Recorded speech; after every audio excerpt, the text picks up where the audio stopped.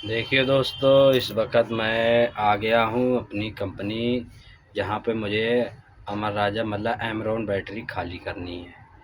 भाई मैं चित्तूर से चला था और चित्तूर से चलने के बाद मैं यहाँ तक आ पाया हूँ भाई, क्योंकि मेरा एडवांस और डीजल थोड़ा लेट लगा रहा है, तो इसलिए थोड़ा गाड़ी लेट आई है।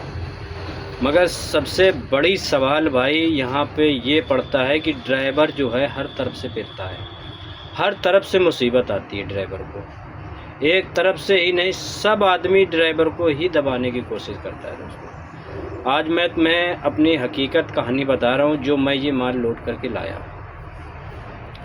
मैं जब हुसूर में गाड़ी मतलब तमिलनाडु हुसूर पड़ता है, तो वहाँ पे गाड़ी खाली करी। उसके बाद में खाली करने के बाद हम लोड ले रहे थे, मतलब अच्छा खासा लोड मिल रहा था, तो वो लोड हमको कंपनी ने दिया नहीं।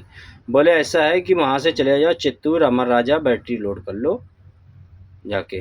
तो वहाँ पे गया तो मुझे 3 दिन लोड मतलब सही नहीं मिला। कंपनी का काफ़ी दबाव भी पड़ा।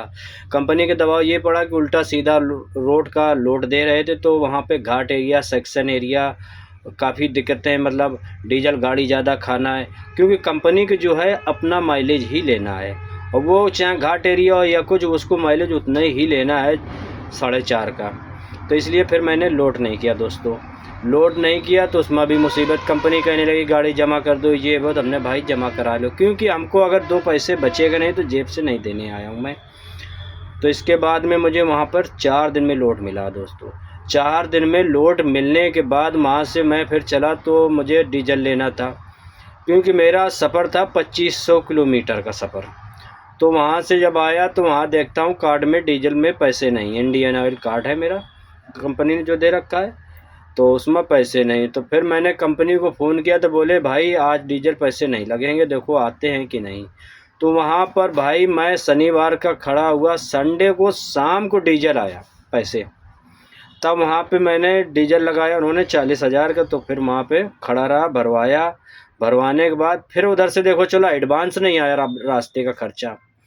अब बोल रहे हैं कि भाई एडवांस मैंने लगा दिया है कि नहीं, बैंक कंपनी के खाते में पैसे कम है कि क्या है मामला, ये पता नहीं चला।